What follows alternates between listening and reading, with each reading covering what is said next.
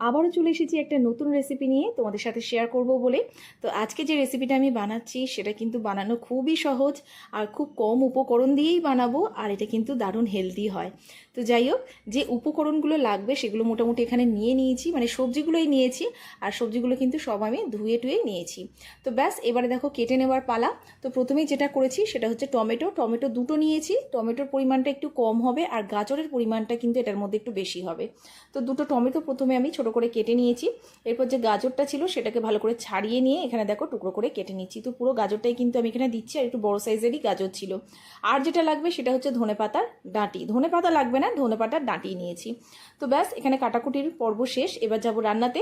তো প্রেশার কুকারের মধ্যে বানাবো, তার জন্য প্রথমে সামান্য একটু তেল দিয়েছি, আর এর মধ্যে ফোড়নে দিয়েছি দারচিনি আর তেজপাতা। তার সাথে দেখো এর মধ্যে দিয়েছি অল্প একটু আদা কুচি, আর দিয়েছি রসুন কুচি, সাথে অল্প একটু পেঁয়াজ। ব্যাস ওটাকে একটু নাড়াচাড়া করে ভেজে নিয়ে এটার মধ্যে সব সবজিগুলো, মানে গাজর, টমেটো আর এদিকে যে ধনেপাতার ডাঁটি আছে সেটা দিয়ে বেশ কিছুক্ষণ নাড়াচাড়া করেছি হাই ফ্লেমে। তো এটা কিন্তু মানে কাঁচা যে সবজির গন্ধটা থাকে সেটা যতক্ষণ না চলে যায় ততক্ষণ একটু ভেজে নিতে হবে। আর খুব সামান্য দেখতে পাচ্ছ এর মধ্যে লঙ্কা দিয়েছি, ঝাল খেতে পছন্দ করলে লঙ্কার পরিমাণ বাড়াতে পারো, তবে আমি এখানে খুব অল্প লঙ্কাটা দিয়েছি। আর তার সাথে দিয়েছি স্বাদ মতো নুন, আর একটু দিয়েছি কাশ্মীরি লাল লঙ্কা গুঁড়ো। ব্যাস এটাকে দিয়ে বেশ কিছুক্ষণ নাড়াচাড়া করে ভেজে পরিমাণ মতো জল দিয়ে এটাকে কিন্তু ঢাকনা বন্ধ করে দিয়ে আমি এটাকে সিটি দেবো, যাতে সব সবজিগুলো এখানে সেদ্ধ হয়ে যায়। তো দেখো সেদ্ধ হয়ে গেছে, সিটিটা রিলিজ হয়ে গেছে। ঢাকনাটা খোলার পরে একটু নাড়াচাড়া করে নিয়ে এর মধ্যে যে তেজপাতা আর দারচিনিটা ছিল সেটা কিন্তু বাদ দিয়ে দিতে হবে। তো এখানে দেখো সেগুলো ফেলে দিলাম, দেওয়ার পরে এটাকে ভালো করে ম্যাশ করে নিয়েছি। এবার এটাকে কিন্তু ভালো করে একটু ঠান্ডা করে নিতে হবে, কারণ এটা মিক্সির মধ্যে ব্লেন্ড হবে। তো দেখো সব ঠান্ডা করে নিয়ে মিক্সিতে দিয়ে ভালো করে ব্লেন্ড করে নিয়েছি, একদম স্মুথলি যেটাকে ব্লেন্ড বলে সেরকম। তারপরে একটা ছাঁকনি দিয়ে এটাকে ভালো করে ছেঁকে নিতে হবে, যাতে কোনো দলা না থাকে, মানে কোনো সবজির টুকরো না থাকে।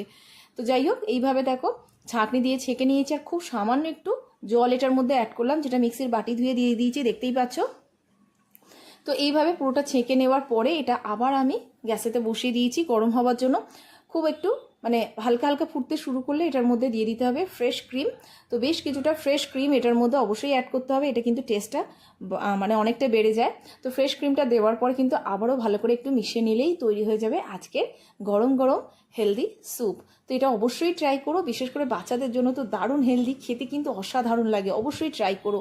আর এরকম একটু গাঢ়ই হবে এটা, আর খুব সুন্দর একটা কালারও চলে এসেছে যেহেতু গাজরটা দেওয়া আছে।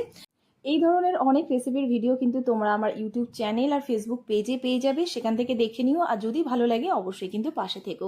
তো চলো দেখা হবে আরও একটা নতুন রেসিপির সাথে, ততক্ষণের জন্য ভালো থেকো, সুস্থ থেকো, টাটা।